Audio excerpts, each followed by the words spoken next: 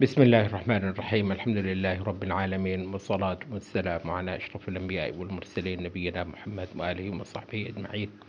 اما بعد، تکبیر اللہ کی توحید بھی ہے، اللہ کی عظمت کا بیان بھی ہے،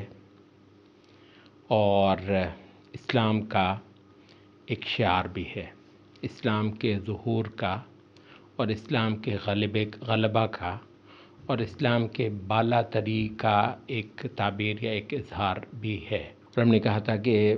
نماز جو کہ اعلیٰ ترین عمل ہے عبادت کا، اس میں واحد چیز جو بلند آواز سے کہی جاتی ہے اور اس سے پہلے جو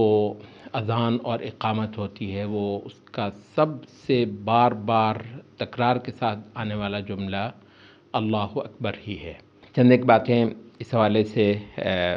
مزید کہنا باقی ہے۔ یہ نماز میں پہلے ایک ذکر کر دیں، تکبیرۃ التحریم کو تو آپ جانتے ہیں، ہم تکبیر تحریمہ کہہ دیتے ہیں اردو میں اس کو۔ تحریمہ جو ہے ویسے بنیادی طور پر کوئی لفظ نہیں ہے، تو اصل میں ہے تکبیر اللہ کی بڑائی کرنے کو کہتے ہیں، اور ایک بار کا اللہ اکبر کہنے کے لیے عرب جو ہے نا وہ تا ساتھ لگاتے ہیں۔ تو تکبیر کا مطلب اللہ کی بڑائی کرنے کا عمل تکبیر، اور تکبیرہ ایک بار اللہ کو بڑا کہنا تکبیرہ، وہ تکبیرۃ التحریم، یہ جس تکبیر کو کہہ کر نماز میں آپ داخل ہوتے ہیں اور دنیا جہان کے سب اشغال جو ہیں وہ آپ پر حرام ہو جاتے ہیں، اور اب صرف آپ ہیں اور آپ کا مالک ہے۔ اچھا، تکبیرۃ التحریم سے تو آپ واقف ہی ہیں۔ دوسری جتنی تکبیرات ہیں نماز میں، اس کے لیے جو لفظ چلتا ہے فقہا کے ہم، وہ ہے تکبیرات انتقال۔ انتقال کا مطلب کیا ہے کہ ایک حالت سے دوسری حالت میں منتقل ہونا، ایک جانا، تو باقی ساری کی ساری تکبیرات انتقال کہلاتی ہیں۔ اچھا، فقہا نے کہا ہے کہ جو تو ہے تکبیرۃ التحریم وہ تو ہے نماز کا رکن۔ اچھا، تکبیرات انتقال جو ہیں وہ ہیں نماز کا واجب۔ آپ کو پتہ ہے نماز کے اعمال کو ہم کیسے جو ہے وہ درجہ بندی کرتے ہیں۔ سب سے جو اہم ہے ہم اسے کہتے ہیں ارکان۔ اچھا، ارکان کی تعویض نہیں ہے، تعویض کا مطلب اس کی کمپنسیشن نہیں ہے کہ آپ سجدہ سہو کر لیں، رکن چھوٹ گیا تو آپ کی رکعت گئی، آپ کو جو ہے نا وہ دہرانا ہی ہوگا۔ البتہ یہ ہے کہ دوسرے نمبر پر واجبات ہیں نماز کے، فرائض کہہ دیتے ہیں، یہ واجبات کہہ دیتے ہیں، اور تیسرے نمبر پر نماز کی جو سنتیں ہیں، اور اس کے بعد پھر نماز کے مستحبات۔ اچھا، تو جو واجبات سنت چھوٹ جائے تو کوئی سجدہ سہو نہیں ہے، کوئی اس کی کمپنسیشن کی ضرورت ہی نہیں ہے۔ سنت چھوٹ جائے، کوئی مستحبات چھوٹ جائے تو، لیکن یہ اگر واجب چھوٹ جائے تو اس کی تعویض ہے کہ آپ آخر میں سجدہ سہو کر لیں، جیسے درمیانی تشہد کیا ہے، یہ رکن نہیں ہے، یہ صرف واجب ہے۔ چھوٹ جائے 2 رکعتیں پڑھنے سے، آپ وہ اٹھے اور بھول گئے، تیسری رکعت کے لیے سیدھے کھڑے ہو گئے، تو اب آپ کو کیا کرنا ہے، آخر میں صرف سجدہ سہو کرنا ہے، اور یہ اس کی تعویض ہو جاتی ہے۔ مسئلہ ہمارا جو ہے وہ یہ نہیں ہے۔ پوائنٹ یہ ہے کہ تکبیرات انتقال جو ہے وہ نماز کے واجبات میں سے ہیں، جمہور فقہا یہی رائے رکھتے ہیں۔ اچھا، تو تکبیر جو ہے اس کا مطلب ہے کہ یا تو نماز کا رکن ہوئی جو کہ تکبیرۃ التحریم ہے، یا پھر یہ تکبیرات انتقال ہیں۔ جو پوائنٹ اصل میں ہم ذکر کرنا چاہ رہے ہیں، بہت ہی خوبصورت بات جو ہے، ایک عالم ہو گزرے ہیں عز الدین ابن عبدالسلام، یہ تاتاریوں کے ساتھ جنگ میں کے جو ہیرو اسلامی تاریخ میں مانے جاتے ہیں۔ بہت سارے ظاہر ہے جو کمانڈر اور مسلمانوں کے بادشاہ ہیں انہی کا ذکر ہوتا ہے، ایک عالم کا بھی البتہ غیر معمولی ذکر ہوتا ہے تاتاریوں کے خلاف مسلمانوں کو صف آرا کرنے میں، اللہ تعالیٰ ان پر رحمت فرمائے، عز الدین ابن عبدالسلام۔ اچھا، وہ ایک بہت خوبصورت بات کرتے ہیں، کہتے ہیں کہ ذرا اس کے بارے میں سوچو کہ یہ واحد چیز ہم نے کہا نماز کی جو بلند آواز سے کہی جاتی ہے، باقی تو سب کچھ مناجات ہے اور بالکل سرگوشی ہے بندے اور مالک کے مابین۔ اچھا، یہ اونچی آواز سے کہتے اس پر ذرا غور کرو کہ کیوں تکبیر کے عمل کو بلند آواز سے کہا جاتا ہے۔ اور سب سے بڑھ کر جو رکن ہے اس کا جو پہلا لفظ جو ہے آپ داخل ہی نماز میں اللہ کی بڑائی کر کے ہوتے ہیں، اللہ اکبر کہہ کر جاتے ہیں۔ اچھا، کہتے ہیں کہ اس پہ آپ تھوڑا سا وہ اس کی جو کسی حد تک ملتی ہے، اور آپ کو للہ المثل الاعلیٰ قرآن مجید میں 2 جگہ پر آیا کہ اللہ کے لیے سب سے اعلیٰ مثال ہے، اللہ کے لیے سب سے اعلیٰ مثال ہے۔ اچھا، بسا اوقات ہم مشرکین کے بعض رویوں کو اس حوالے سے لاتے ہیں کہ دیکھو جب کوئی اپنے معبود کے لیے کچھ کرتا ہے تو ذرا اس کی کیفیت کو دیکھو، تو پھر کیونکہ عبادت تو عبادت ہے تو پھر وہ اصل میں حق ہے اللہ کا، تو پھر اللہ جو سچا معبود ہے تو پھر اس کے لیے تو اور بھی اعلیٰ ہونا چاہیے۔ کہتے ہیں کہ بالعموم جو بڑے بڑے متکبر بادشاہوں کے دربار لگتے ہیں، اس کے لیے جو ہے نا وہ جب دربار شروع ہوتا ہے تو ایک بلند آواز سے کوئی لگاتا ہے با ادب با ملاحظہ ہوشیار وغیرہ، کوئی ایک لفظ جو ہے نا اس طرح کا بولا جائے، تو اس کے بعد سب جو ہیں لوگ اس کے آگے بالکل پست ہو جاتے ہیں، دھیمے ہو جاتے ہیں، اور دربار کا جو ہے وہ انعقاد شروع ہو جاتا ہے۔ کہتے تھے تکبیرۃ التحریم جب کہو تو بالکل اس میں ویسی ہی کوئی کیفیت ہے کہ ایک بڑے مالک کا دربار شروع ہوا تو اللہ اکبر، اور اسی وجہ سے کہتے ہیں کہ بہت جو عبادت گزار ہیں کہتے ہیں کہ ان کی نماز کا بہت فوکس جو ہے اصل میں تکبیرۃ التحریم پر ہی ہوتا ہے، کیونکہ یہ مس ہو گیا تو آپ کے لیے جو ہے نا پھر بعد کے احوال کو خشوع کے اندر لانا اور توجہ کے اندر لانا اور دل کا حضور جو ہے، دل کا اقبال کا مطلب ہوتا ہے کہ لپک کر جو ہے نا وہ خدا کی طرف متوجہ ہونا، تو دل کا حضور اور اقبال جو ہے وہ آپ کا پھر رہ جاتا ہے۔ تو کہتے ہیں کہ یہ بادشاہ کے دربار کا جو انعقاد ہے تو اس کے لیے پہلی اونچی آواز جو ہے وہ تکبیرۃ التحریم ہوتی ہے۔ ایسے کہتے ہیں اس کے بعد پھر یہ ہوتا ہے کہ یہ جو تکبیرات انتقال ہیں تو بسا اوقات دربار کے جو پروٹوکولز ہوتے ہیں، دربار میں جو مختلف انداز سے بادشاہ کے آگے بہت سارے کورنش بجا لائے جاتے ہیں، اس میں حالتیں بدلتی ہیں، ایک حالت میں پھر دوسری حالت میں پھر تیسری حالت میں، تو ہر بار جو ہے وہ حالت بدلی تو ایک بار پھر بادشاہ کی بادشاہی کا بلند آواز سے اعلان کیا گیا، اور پھر قلوب کو جو ہے نا وہ اندازہ ہوا، کوئی بھولا ہوا تھا، کوئی غافل ہو گیا ہوا تھا، کسی کو نے اونچی آواز سے پھر کہا کہ بادشاہ بہت بڑا ہے، بادشاہ کی بڑائی بہت بہت زبردست ہے۔ تو کہتے ہیں کہ پھر یہ جو ہے ہر نماز کے عمل کو جو ہے وہ اللہ کی طرف متوجہ کروانے کے اندر تکبیرات انتقال کا ایک غیر معمولی اثر ہوتا ہے۔ تو یہ ہے کہ نماز کے سارے اعمال کو تکبیرات کے اندر ایک طریقے سے پیک کیا جاتا ہے، اور تکبیرات جو ہیں وہ بنیادی طور پر اس کے ایک عمل کو دوسرے عمل سے سیپریٹ کرتی ہیں، الگ کرتی ہیں، اور ان کے اندر توجہ ڈالنا اور ان کے لیے جو ہے وہ غور و فکر کرنا اور دل کے کواڑ کھولنا خاص طور پر تکبیرات کے وقت، یہ آپ کی نماز کو نماز بناتا ہے۔ ایک تو یہ چیز تھی جو ہم آپ کے ساتھ تکبیر کے حوالے سے شیئر کرنا چاہ رہے تھے۔ دوسری جو بات ہے وہ تکبیر کا جو مضمون ہے اسلامی شعور کے حوالے سے، مسلمان کا شعور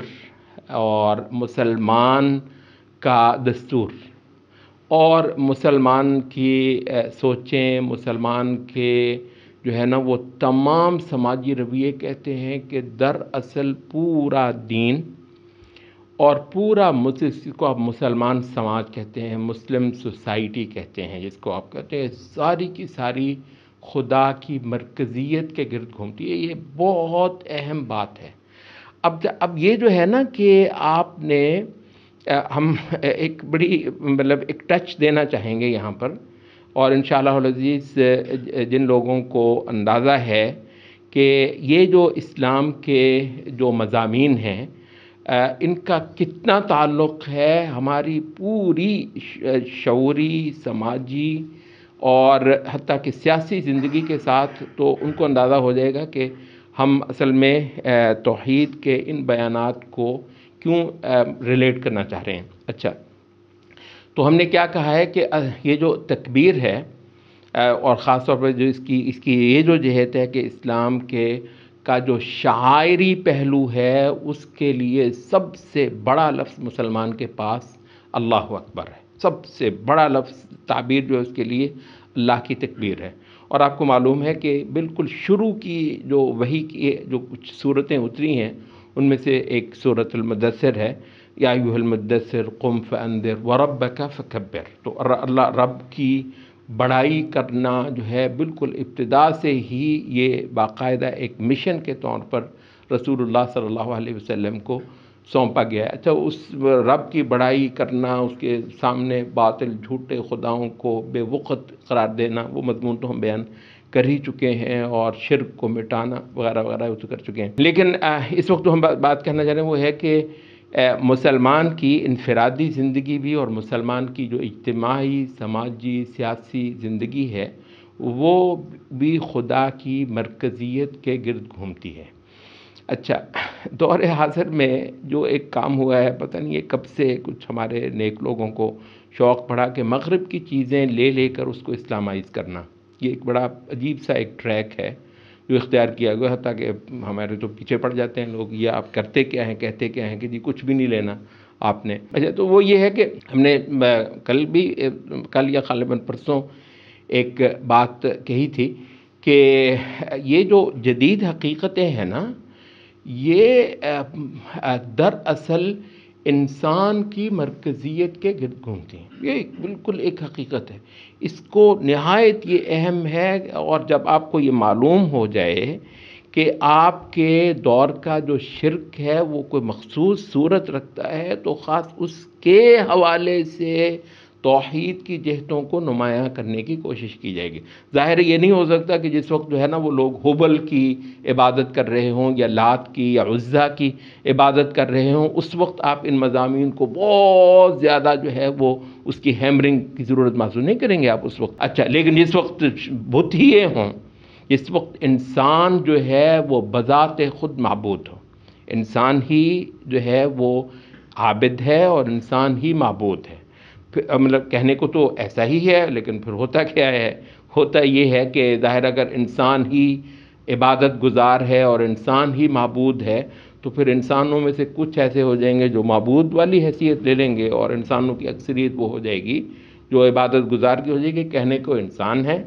اور یہ تو جی اپنی ہی پوجا کرتا ہے، لیکن ہوگا یہ کہ کچھ انسانوں کی عبادت کریں گے۔ وَلَا يَتَّخِذَ بَعْضُنَا بَعْضًا أَرْبَابًا مِّن دُونِ اللَّهِ، وہ جو بات ہے تو اس کے اندر پوری ہو جائے گی۔ اچھا، تو یہ ہے کہ دور حاضر کا جو شرک ہے، دور حاضر کا جو معبود ہے، دور حاضر کی وہ خبیث حقیقت جو ہے جس نے زمین آسمان کے مالک کو ریپلیس کیا ہے، غائب کروانے کی کوشش کی ہے، اس کا نام ہے انسان کی خدائی، انسان کی مرکزیت۔ اچھا، اس وجہ سے غیر معمولی انتظامات کیے جائیں گے۔ وہ لوگ جو واقعتاً اسلام کا ریوائول کرنا چاہ رہے ہیں اور اسلام کے احیاء کا جو ہے نا کر رہے ہیں، ان کو بالکل اس سے کوئی لگے نہیں کہ دنیا سنتی ہے نہیں سنتی ہے۔ بخدا یہ چیز ہی نہیں ہے جس کے لیے ہم پریشان ہو، اور کیونکہ دنیا نہیں سنتی تو یار تھوڑا ڈھیلا کرو نا معاملہ، تو تھوڑا سا ذرا جو ہے نا وہ ایسا کرو دنیا سن تو یار بھاڑ میں جائے دنیا، اللہ بڑا ہے۔ اللہ یہ جی آپ اللہ اکبر، ہم مضمون ہی تکبیر کا بیان کر رہے ہیں، اللہ سب سے بڑا ہے، پوری دنیا نہیں سنتی تو خدا کی دوزخ بہت بڑی ہے۔ کسی کو یہ شکایت نہیں ہوگی کہ دوزخ میں مجھ کو جگہ نہیں ملی ہے۔ ہاں البتہ یہ کہ ہمارے سینے پر ٹھنڈ ڈالتی ہے خدا کی توحید، ہمارے سینے پر ٹھنڈ ڈالتی ہے خدائی کی بڑائی کو جپنا، اور بار بار یہ کہہ کے جو ہے نا وہ سکون پانا، ہماری ساری سکینت، طمانینت، ہماری خوشی، ہماری راحت جو ہے وہ خدا کی عظمت کا ورد کرنے میں ہے۔ اچھا، تو اس وجہ سے ہم یہ کہتے ہیں کہ یہ جو ماڈرن سوسائٹی جو ہے نا، آپ نے جی فارمیٹ لے لیے ویسٹ سے، اور پھر اس میں اپنے جو ہے نا وہ اسلام کی چیزیں بھرنے کی کوشش کی، وہ بھی جتنی سی جگہ ملتی ہے آپ کو دیتے نہیں ہیں وہ جگہ، اور وہ آپ کے ذہنوں میں ہوتی ہے، وہ جو جگہ ہے نا بنیادی طور پہ وہ آپ کے ذہنوں میں ہوتی ہے کہ یار اتنی سی جگہ، چلو اس میں اسلام کی یہ چیز ٹھوک دو، ڈال دو، لیکن ہوتا یہ ہے کہ عملاً جگہ نہیں ہوتی، وہ آپ کے ذہن میں ہوتی ہے جگہ۔ چلیں جو بھی ہے بہرحال، تو ہم یہ کہتے ہیں کہ اس میں جو ہے وہ آپ نے یہ دیکھا ہوگا، اور اس پہ ہمارے کئی سارے علماء توحید نے اس پہ جو ہے وہ بات کی ہے. دستور ہے، کانسٹیٹیوشن ہے، حتیٰ کہ ہم نے کہا کہ آپ نے اس میں لکھ دیا کہ جی قرآن حدیث کے خلاف جو ہے وہ کوئی قانون نہیں بنے گا. اتنی بڑی بات، ٹھیک ہے. اچھا ہم بھی کسی حوالے سے یہ کہتے ہیں کہ یار بھاگتے چور کی لنگوٹی مل رہی ہے، تو وہ ایک بالکل ایک اور انداز ہے، اور اگر کبھی ضرورت پڑی تو انشاءاللہ اس کو ہم جو ہے نا کسی اور موقع پہ الگ سے واضح کریں گے، وہ ٹھیک ہے. اچھا لیکن ہم تو بالکل جو صحیح خالص اسلام ہے، جو توحید ہے، اور ہمارے سینوں میں تو وہی بسے گا. یہاں تو کسی اور شے کو ہم نہیں آنے دیں گے، اور انشاءاللہ یہ اسلام یہاں قائم ہو گیا تو انشاءاللہ العزیز اللہ کے اس جہان کے اندر بھی پھر اس کے قائم ہونے کی کوئی صورت اللہ نکالے گا. تو بہرحال یہ ہے کہ ہم نے کہا کہ فرض کر لیں یہ ہو بھی گیا. اچھا لیکن یہ ہے کہ ریفرنس پھر دستور ہے. اچھا جو لبرل بھی ہے وہ بھی دستور کا حوالہ دیتا ہے. یار آپ کا تو دستور اسلامی ہے، ٹھیک ہے نا، ایسا ہی ہے، آپ کا دستور اسلامی ہے، آپ کا کانسٹیٹیوشن جو ہے وہ یہ کہہ رہا ہے کہ قرآن حدیث کے خلاف کوئی قانون بنے گا ہی نہیں. ابھی ہم اس کی تفصیلات میں نہیں جا رہے، اس میں سے جو مستثنیٰ کیا وہ چلے چھوڑ دیں وہ ساری باتیں، وہ جو ہے نا وہ جی. اچھا تو اس سے ہونا چاہیے کہ معاشرے میں لوگ اللہ کے آگے جھک رہے ہیں. اچھا وہ پھر دستور کے آگے جھک رہے ہیں، وہ پھر پارلیمنٹ کے آگے جھک رہے ہیں، اور بہت سارے لبرلز بھی بڑے آسانی سے پارلیمنٹ. آپ ذرا تصور کریں کہ اس وقت جتنے لبرلز ہیں وہ یہ حوالہ دے رہے ہیں کہ یار اللہ نے یہ کہا ہے، مر جائے گا لبرل، یہ لفظ اس کے منہ سے نہیں نکلے گا. اچھا وہ یہ کرتا ہے کہ وہ جو قرآن حدیث ٹھیک ہے کسی وجہ سے آئین میں آ گئے، وہ نام لے گا آئین ہی کا. اسلامی معاشرہ کیا کون سا ہوتا ہے جس میں بار بار حوالے دستور کے دیے جائیں؟ یار رسول اللہ صلی اللہ علیہ وسلم کا دستور قرآن حدیث نہیں تھا، تو کہاں کسی دستور؟ بھائی کوئی شے نہیں ہے، اللہ سیدھے حوالے اللہ کے. اس مسلمان معاشرہ کون سا ہوتا ہے، مسلمان سماج کون سا ہوتا ہے، مسلمانوں کی سیاست کون سی ہوتی ہے جس میں اللہ مالک الملک کی عبادت بندگی، سروں کا اس کے آگے جھکنا اور اس کے کہے کا حرف آخر ہونے کا مضمون زبانوں پر بار بار آئے. اچھا تو یہ تکبیر کے بے حد و حساب مظاہر ہوں گے انشاءاللہ العزیز جب آپ کو یہ بات سمجھ آ جائے گی کہ یہ توحید کا کتنا بڑا بیان ہے، جس کو آپ جو ہے نا وہ مسجدوں کے اندر بھگتا کر آتے ہیں. سبحان اللہ، یہ لاہور جیسے شہر میں بخدا میں تو مسحور ہو جاتا ہوں کہ تو ایسا شور اٹھتا ہے، اذان کا وقت ہوتا ہے نا یہ سحری کے وقت میں، یا خدایا ادھر سے بھی ادھر سے بھی ادھر سے بھی فضائیں گونج اٹھتی ہیں اللہ کی بڑائی سے. بندہ قربان جاتا ہے، اور بخدا بہت بار میرے دل سے یہ دعائیں نکلتے ہیں، خدایا جس ایک ایک بندے نے اس دین کو مدینہ سے اٹھا کر یہاں میرے شہر میں لے کر آیا ہے، تیرے بڑائی کی ہے جو آوازیں گے خدایا، ان ایک ایک بندے کی مغفرت فرما دے، ایک ایک بندے کی قبر کو نور سے بھر دے خدایا. کہاں وہ عرب، کہاں میرا یہ شہر، تیری یہ جو ہے نا یہ بڑائی کی آوازیں یہاں پہنچیں. تو ایسا شور ہوتا ہے ماشاءاللہ، اللہ اکبر کا بڑا. کاش کہ یہ سمجھ رہے ہوتے، اتنا شور جس کی بڑائی کا ہے، کاش کہ اس کا معنی بھی ان کو معلوم ہوتا کہ وہ واقعتاً کتنا بڑا ہے. تو اس وجہ سے یہ جو ہے نا وہ صرف نماز کا موضوع نہیں ہے. تکبیر جو ہے اسلامی عقیدے کی، اسلامی روش کی، اسلامی سماج کی جو ہے نا وہ شعائر کے حوالے سے اور ظہور کے حوالے سے سب سے بڑی اور بنیادی اور مرکزی حقیقت ہے. اور اس مضمون کو جو ہے وہ سمجھنا فی الواقع بے حد و حساب ضروری ہے. ہمارا یہ موضوع جو ہے ہمارا خیال ہے کہ ہم آج اس کی کنکلوژن کریں گے، لیکن آج نہیں ہوئی ہے. انشاءاللہ ہم کوشش کریں گے کل اس پورے موضوع کی انشاءاللہ اور عزیز ہم کنکلوژن کریں. سبحانک اللہم و بحمدک اشہد ان لا الہ الا انت